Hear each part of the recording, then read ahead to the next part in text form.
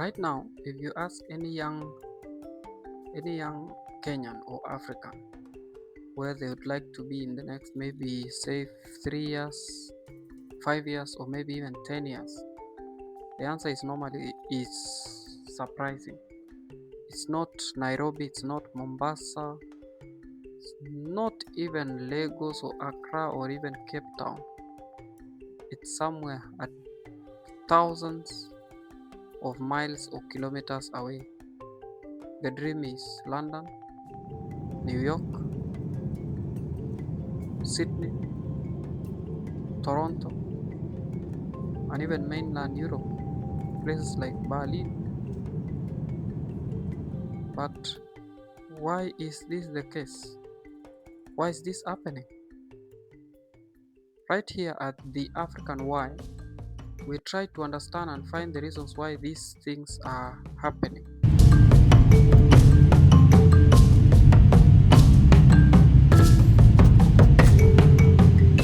So most people will, whether the young, middle age, they will fly or leave the continent in search of the so-called greener pastures. Well, that's debatable, subject to be debate, because most people would argue that the grass is greener where you water it. But again, we shouldn't ignore the fact that there are high rates of unemployment, underemployment, and in most cases it's the young Africans who feel the heat, who bear the heavy weight for these emerging challenges. And what's left to do? It's looking beyond the borders. So most young Africans would rather leave their home countries and go fly across the oceans to look for job opportunities, maybe further or pursue studies in the higher levels, tertiary, that's in the unis, the universities. And in most cases, in some cases rather, somebody even who's says working, earning, has got a family, would say stable. Well, that's also subject to debate. Would rather fly and get that student visa and go and start life afresh in a new country. Well, most of these countries are currently doing some policy reforms in terms of immigration. It's a hot cake, it's a hot thing in most of these countries. So most of them are now currently tightening the immigrations to bring down the numbers. Well, back home, we should not, but that's only my take. I believe there are opportunities that people or young people for that matter can take up, as opposed to only seeing opportunities in the Western economies. But again, we should ignore the fact that maybe that in most of our African countries there is underdevelopment in terms of the infrastructure, where to set up, maybe for anyone who is an entrepreneur, setting up a business is costly. Sometimes it is high, the fees are quite high, maybe business permits, even licenses to practice, they are high. So most people would rather go away to this highly advertised good life.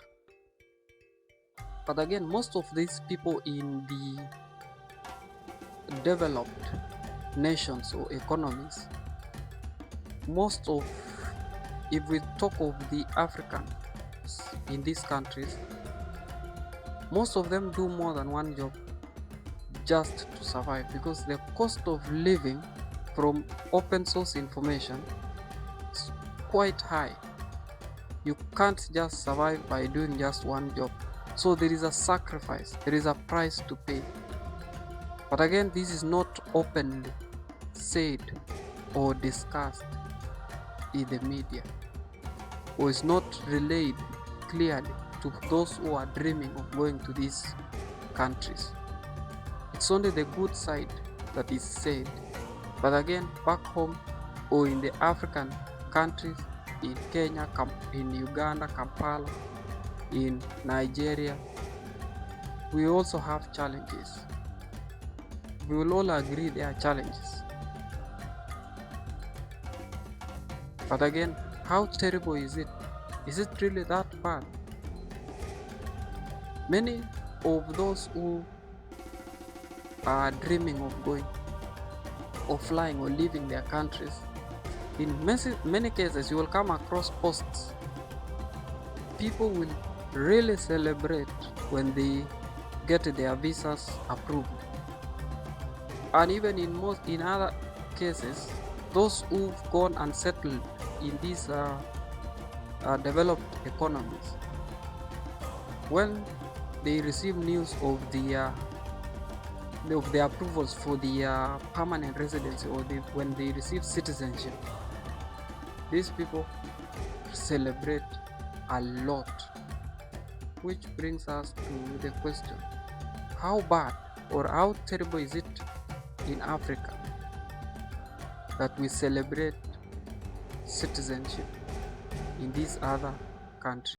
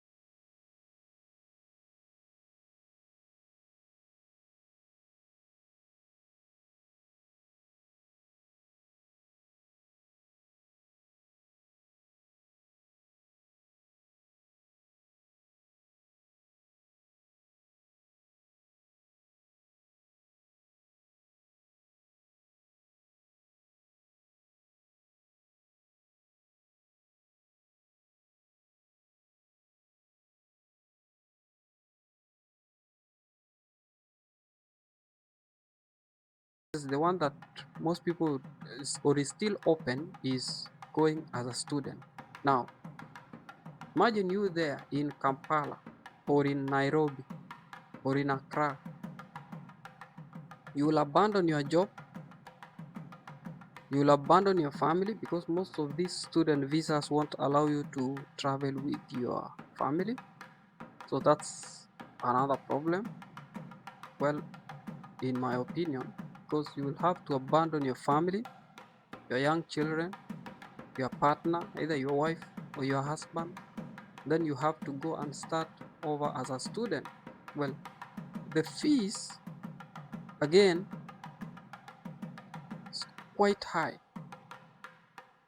So just to still remind you, we're talking about the United Kingdom. The visa fees are quite high. You'll also pay for, because in the United Kingdom the healthcare is sort of uh, free, but nothing is free. It's only that the healthcare is funded, it's publicly funded. So it's a contribution to a levy that's contributed to the national exchequer, and then it's funded, it's paid for, so it's not out of pocket charges. But again, as an immigrant, you will pay a fee that will cover your healthcare whilst you stay in that country. That's also a lot of money. You will have to pay for your accommodation. You will have to pay for your fees because it's not free to study.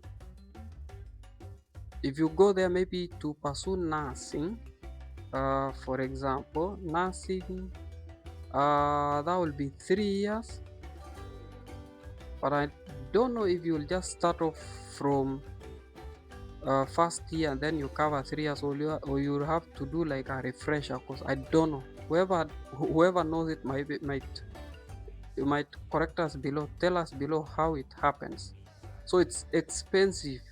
Just from what I've seen, you will have to pay in the highs of over 20,000 pounds. So the United Kingdom use the official currency is referred to as a pound. So we'll pay over 20,000 pounds, that's per academic year, and you will have to study for 3 years. So that's in the highs of 60,000. We've not factored in your accommodation.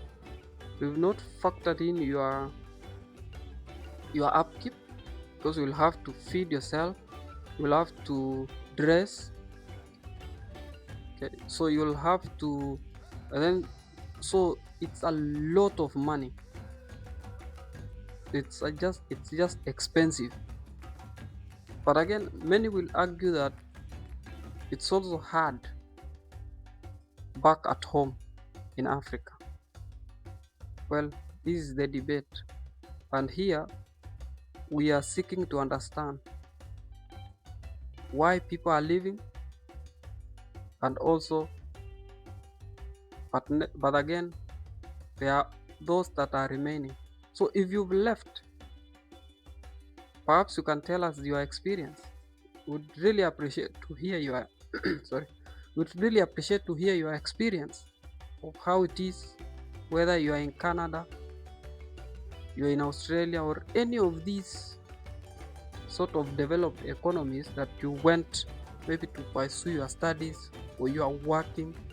We would really appreciate to know your experience. Tell us below in the comment section.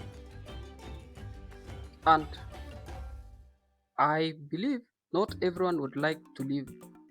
For those who may not be considering leaving and have chosen maybe to remain and do what they are doing, we would also like to hear your comment. We'd appreciate your comment. Tell us, how is it where you are, whether you're in Nigeria, you're in South Africa, you're in Chad, you're in Uganda, Rwanda. Tell us how it is. Leave us a comment. As for me, but that's only my opinion, there is a price to pay. You'll pay for the loneliness. If you are a married young person, a young lady or a young man, you'll have to go alone. In most cases, because it's expensive, you will have to leave your family back and then you travel alone. As In my opinion, that's a huge sacrifice. Perhaps for you to afford this all this trip, whether you are going to study or you are going to work,